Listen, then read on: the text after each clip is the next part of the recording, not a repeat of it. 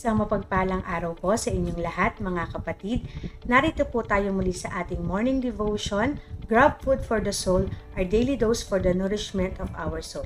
Simulan po natin ang araw na ito sa pagbubulay-bulay nang makalakad tayo sa isang mapayapang pamumuhay. Ang paksa po na ating pagbubulay-bulayan sa umagang ito ay Paglilingkod at Habag Part 2. Ang batayang talata ay masusumpungan sa Mateo 9:36. Nang makita niya ang napakaraming tao, nahahabag siya sa kanila sapagkat sila'y litong-lito at hindi alam ang gagawin. Parang mga tupang walang pastor.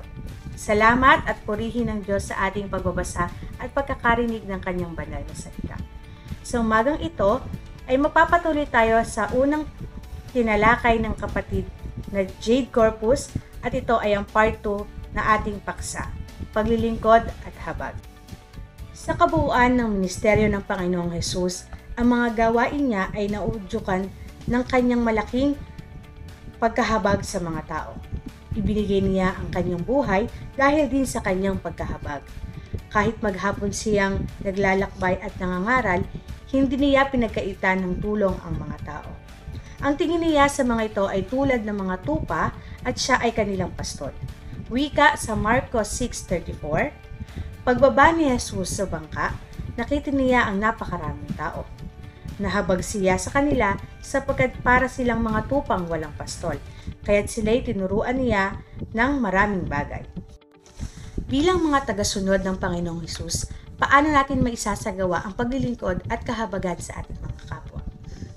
Una, tulungan at ipanalangin natin ang may mga karamdaman. Wika sa Mateo 9:35b, pinagaling din niya ang lahat ng uri ng sakit at karamdaman. Jesus has the power and authority to do this because He is God. Paano natin magagawa ang Ministry of Healing kung wala naman tayong gift nito? Ang magagawa natin ay tulungan silang may sakit at karamdaman upang umasa sa biyaya ng Diyos. Huwag mawalan ng pag-asa at makipaglaban sa karamdaman sa sukat ng kanilang pananampalataya. Maraming tao na ang nagkaroon ng karamdaman bunga ng matinding pag-aalala o pagkabalisa. Ang tanging panlaban sa pagkabalisa ay ang pananampalataya. Maaaring hindi tayo ang direktang nagpapagaling o makakapagpagaling, ngunit maaari tayong maging instrument sa pagpapatibay ng pananampalataya sa Panginoong Hesus na siyang tunay na nagpapagaling. Ang wika sa Galatia 6:2, magtulungan kayo sa pagbuhat ng pasanin ng bawat isa. Sa gayong paraan ay matutupad ninyo ang kautusan ni Kristo. Sa Santiago 5:16, kaya nga ipagtapat ninyo sa inyong mga kapatid ang inyong mga kasalanan at ipanalangin ninyo ang isa't isa upang kayo'y gumaling. Malaki ang magagawa ng panalangin ng taong matuwid.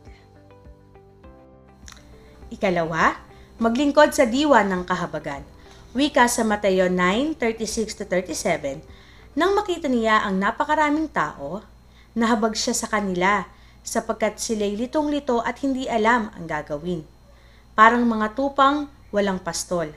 Kaya't sinabi niya sa kanyang mga alagad, napakaraming aanihin, ngunit kakaunti ang mag-aani. Hindi lamang nakita ng Panginoong Hesus ang kalagayan ng mga tao. Siya'y nahabag sa kanila. He had compassion on them. Ang compassion ay hindi lamang basta pagkaawa o pagbibigay limos. Ito ay paggawa ng mga hakbang upang lumikha ng bagong buhay at pag-asa sa mga taong kinahabagan. Katulad ng Panginoong Hesus, kailangan din tayong manatiling mulat sa mga pangyayari sa ating paligid. At mula roon ay makadama ng pagkahabag na magtutulak sa atin upang gumawa ng mga practical acts of kindness. Kailangan tayong makadama ng kahabagang magtutulak sa atin upang kumilos at abutan ng makakain ang mga taong nagugutom. At pagkatapos nito, lakarin pa ang ikalawang milya sa pamamagitan ng pagtulong kung paanong ang tao ay hindi makatulong. Noong una, ang Panginoong Hesus lamang ay kumikilos upang maglingkod sa mga tao bilang mabuting pastol at mag-aani. Ngunit sa pagtawag ng mga alagad, inihanda niya sila upang isugo bilang pastol at mag-aani. Ayon sa Mateo 10:7-8, humayo kayo't ipangaral na malapit nang dumating ang kaharian ng langit. Pagalingin ninyo ang may sakit at buhayin ang mga patay. Pagalingin at linisin ninyo ang mga may ketong at palayasin ang mga demonyo. Yamang tumanggap kayo ng walang bayad, magbigay naman kayo ng walang bayad. Bilang mga tagasunod ng Panginoong Hesus, kinakailangan tayong magtapos mula sa pagiging mag-aaral tungo sa pagiging tagapagturo, mula sa pagiging tupang inaalagaan tungo sa pagiging pastol na nag-aalaga ng tupa. Tayo ay manalangin. Panginoong Diyos na makapangyarihan sa lahat, kami po ay nagpapasalamat sa araw na ito na inyo pong ibinigay. Idinadalangin po namin na pagpalain niyo po ang buong araw na ito. Pag-ingatan niyo po ang mga kapatid namin na papasok sa trabaho, gayon din po ang mga papasok sa kanilang paaralan. Gayon din, Panginoon, kayo po ang mag-ingat sa kanilang pag-uwi. At hinihiling po namin, Panginoon, na pagalingin niyo po ang mga kapatid namin na may mga karamdaman. Kayo po ang humipos sa kanila, Panginoon. Panginoon, ipinagpapasalamat po namin lahat ang blessings na inyo pong binibigay. Ang mga hamon sa buhay na kayo po ang kasama namin, Panginoon.